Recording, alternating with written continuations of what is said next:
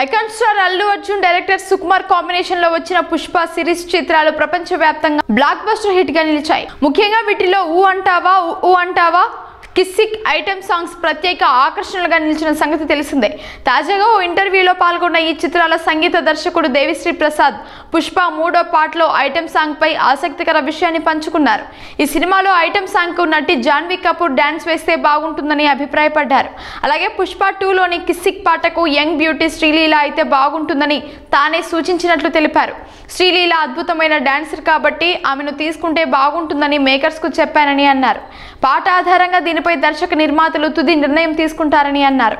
ఇక 2021లో విడుదలైన Pushpa The Rise super hit అందుకున్న సంగతి తెలిసిందే.